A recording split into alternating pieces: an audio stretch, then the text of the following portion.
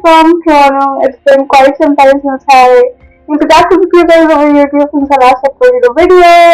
So today here I am. Today we're going to talk about why I chose what I chose. And by the way, right now I'm here in Toronto at the University of Toronto pursuing my undergraduate in astrophysics. And I've taken 5 different programs which are not necessarily linked all to astrophysics. They're very scattered and very interesting. But today we're not going to talk about the programs that I've chosen. Today I just want to give you a small glimpse into the University of Toronto, maybe small campus glimpses where I have any videos in my phone right now. I arrived here on the 10th of September, so it's not been a very long time since I've been here, almost a week now. So yeah. Today we're going to talk about why I chose the University of Toronto even when I had the options of going to the Ivy League and to many other top universities in the US and many other countries. So without any further ado, let's jump right into it. Just one more thing, I'm not going to accuse any universities here, I'm just going to list out the pros list of University of Toronto rather than listing the cons list of any other universities. And after that, I'm sure you can make the decision. I trust your research a lot. So now let's just get into it. So first of all, just to talk about one of the main reasons why I chose to come to Canada rather than going to the US is of course the safety aspect. Canada and Toronto is far safer than any other big city in the US. Be it New York, be it a small town, or just let's say Texas for example. So I feel far safe here considering the gun laws are far more strong here and the public is heard. Second thing that I took into consideration was the candor of the country. So I've already been to the US last year, I've already had university experience, a pre-college experience last year in the US, so I know the culture there.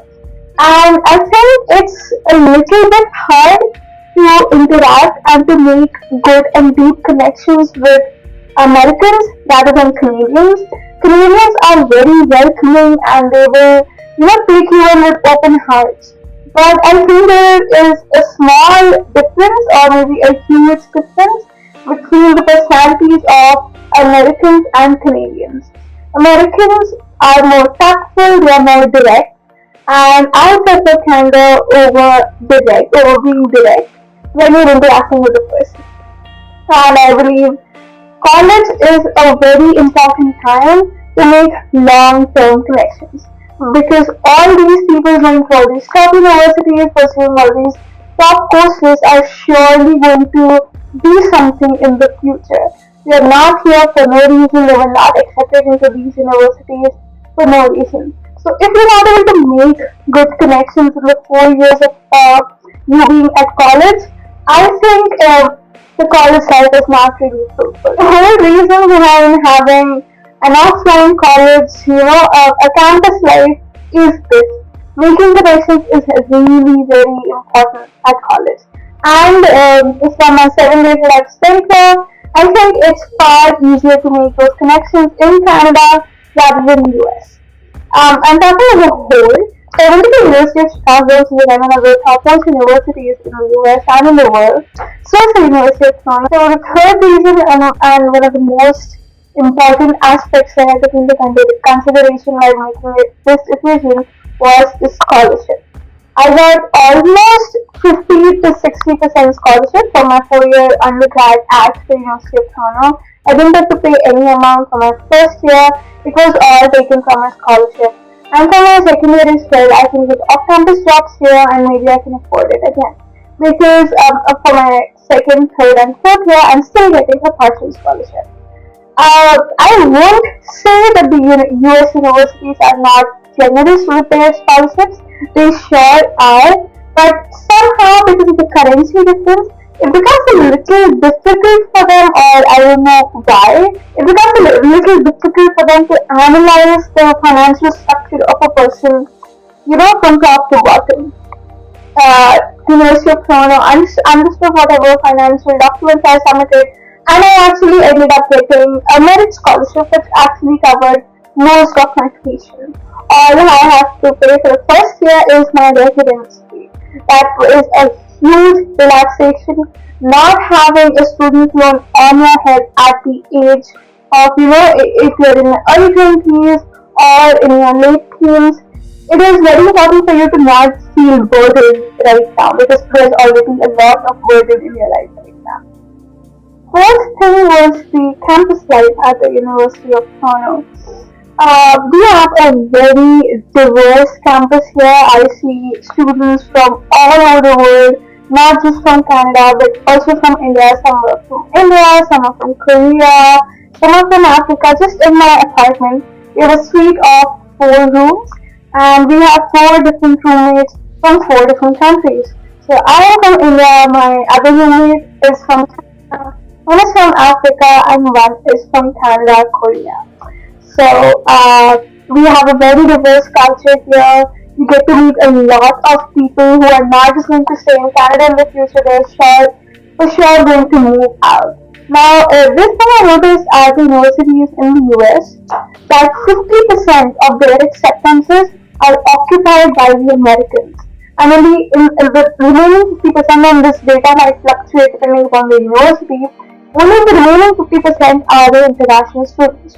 So I am sure you should give priority to the citizens of your own country, to the students of your own country. But I would say if you are capable enough and you're an international student, this is a 2% chance in the whole acceptance rate for you to get into that particular university considering the acceptance rates of the US universities, which I think is not really fair.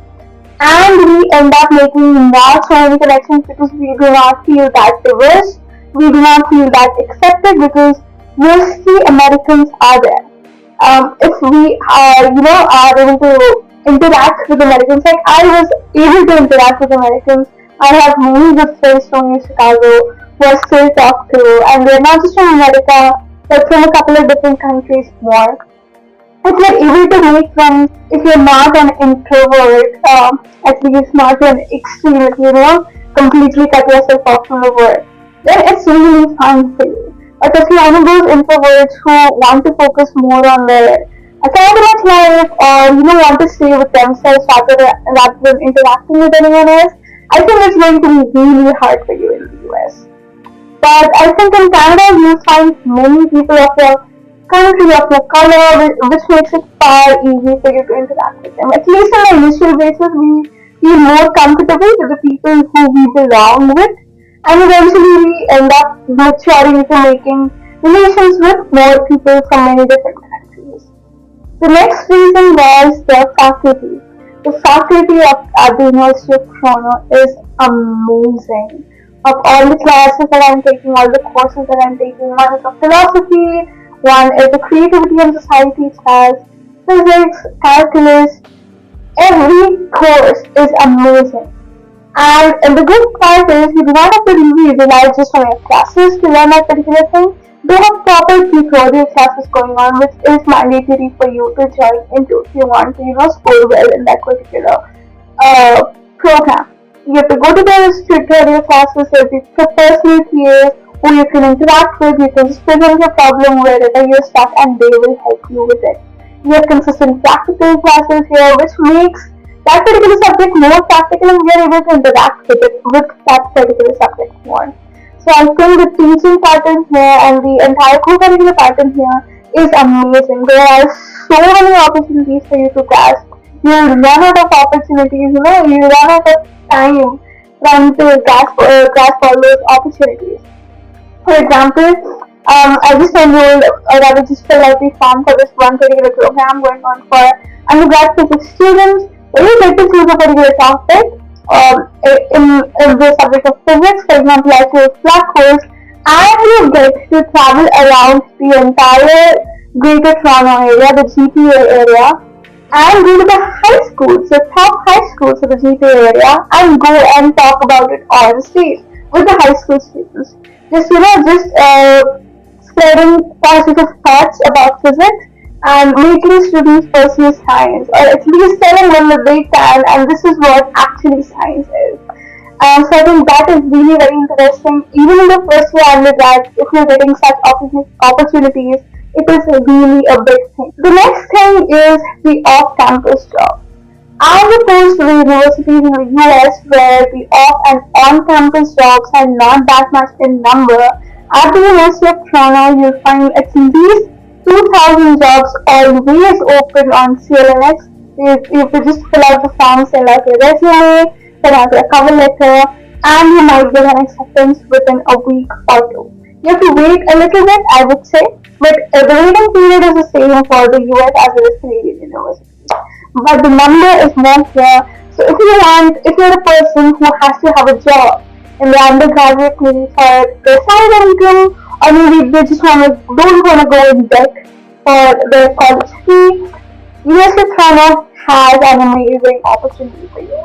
And not just from one field, from multiple fields. For example, I filled out the form for the job of a research assistant, for a content writer, creative director, group leaders, so many different types of jobs that you can do.